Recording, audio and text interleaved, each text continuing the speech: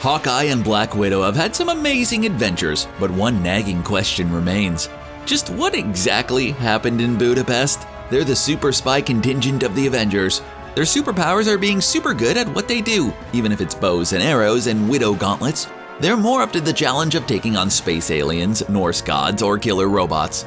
No matter how exciting all of that is, it pales in comparison to Budapest. If only because we just don't know, but we will when Black Widow finally hits theaters.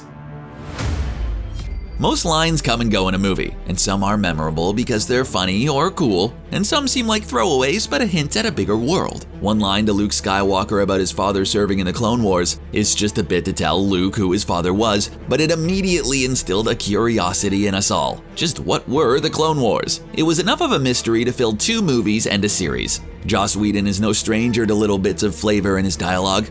And one little taste of flavor has left fans guessing since the Chitauri came downtown to New York. It's when Black Widow turns to Hawkeye and says, just like Budapest all over again. Naturally, Hawkeye doesn't remember it the same way, so what exactly happened in Budapest? Did they take a tour of St. Stephen's Basilica? Get besieged by a faceless horde? Get besieged by a faceless horde while taking a tour of St. Stephen's Basilica? Well, for those who have been wondering, Scarlett Johansson is here for you. In an interview about the rain-delayed movie, ScarJo has said that we needed to find out just what it is that happened in Budapest. Immediately following that revelation, Johansson's co-star Jeremy Renner teased her on Instagram that loose lips sink ships. But we already know something happened in Budapest. It's not like she revealed that Taskmaster is a clone of Captain America or anything. Oh, really? No, I totally made that up. There's no reason to believe that, internet. But if that does turn out to be true, that would blow some minds, wouldn't it? Budapest is ultimately just a small part of an implied history for Natasha Romanoff. And honestly, most of it is bad. Most of the Avengers get some pretty adventurous origin stories.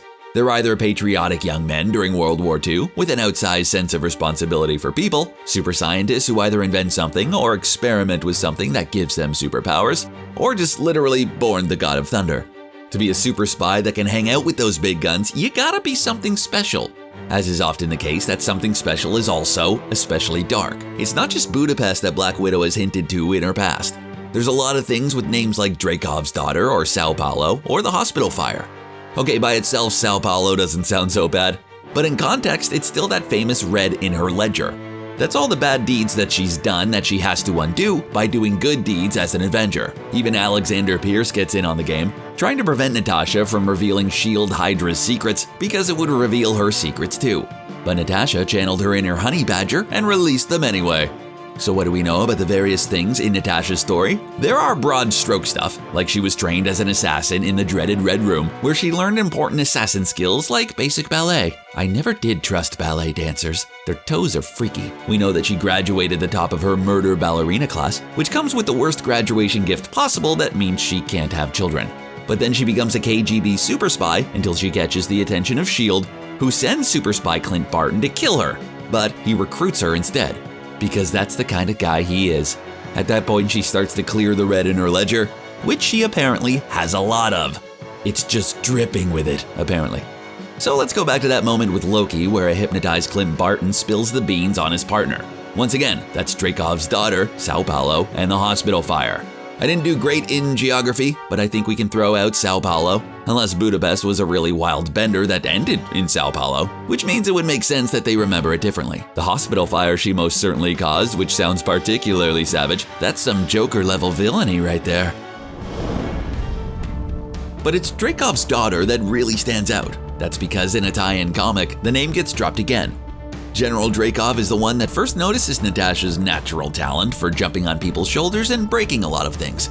We have other hints of her pre-Avengers time, like when the Winter Soldier shot through her to get to the person he was trying to kill, but it's General Dreykov and his daughter that are the most intriguing. Loki cites that first in his list of things that are red in her ledger. That means that she had done something unpleasant to someone close to the closest thing she had to her mentor. Seeing how this is during the KGB times, and that government wasn't the most trusting, even of its own citizens, it's likely that she was asked to take care of someone who was about to defect, a person too important to let that happen. So what do we think happened in Budapest? The Black Widow strikes by killing someone close to her, perhaps even someone she considered a friend. And that's what cracks her programming. It's this moment of crisis, this internal conflict that Clint finds in her. In that moment, he gives her the choice. She can fight for her life to continue to do these horrible things, or she can join Clint and defect to S.H.I.E.L.D. But the Red Room has contingency plans. Plans that include people from the Red Room that her and her new partner have to fight off. Something she thinks looks like aliens invading New York, but in Budapest.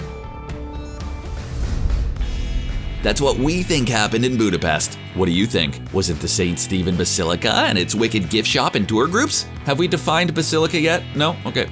Let us know in the comments, and while you're there, be sure to subscribe to CBR for the latest videos guilt-free in your inbox. Thanks for watching.